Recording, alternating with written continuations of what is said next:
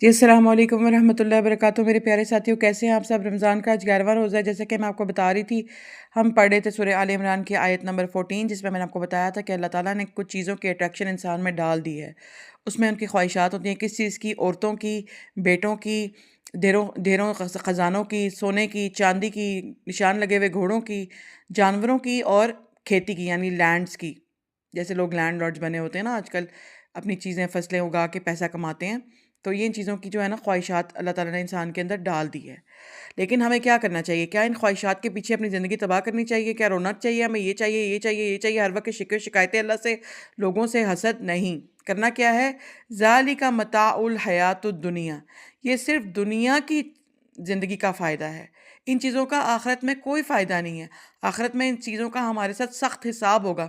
جیسا کہ ہم جانتے ہیں، حدیث میں آتا ہے کہ جب انسان فوت ہو جاتا ہے تو قبر میں اس کے 3 سوالات ہوں گے۔ سب سے پہلے کیا سوال ہوگا؟ نماز کے بارے میں۔ کیا آیا وہ نماز پڑھتا تھا کہ نہیں پڑھتا تھا؟ اگر پڑھتا تھا تو وقت پہ پڑھتا تھا کہ نہیں، جو نماز کا وقت ہوتا ہے۔ دوسرا، اس نے جوانی کس کام میں گزاری۔ تیسرا، اس نے مال کہاں سے کمایا اور کہاں خرچ کیا، تو اس سے حساب لیا جائے گا۔ اسی وجہ سے کہتے ہیں کہ مال میں زیادہ سے زیادہ صدقہ دو۔ فرسٹ آف آل حلال کماؤ، دوسرا یہ کہ جو ہے اس میں سے صدقہ خیرات لازمی کرو، ٹھیک ہے، تاکہ حساب جب دیں تو ہمیں پرابلم نہ ہو۔ ٹھیک ہے، تو یہ سب چیزیں جو دنیا کی خواہشات ہیں، دنیا کی جو چیزیں ہیں، مال و دولت ہیں، یہ سب کچھ دنیا کی زندگی کا فائدہ ہے، آخرت میں اس کا کوئی فائدہ نہیں ہے۔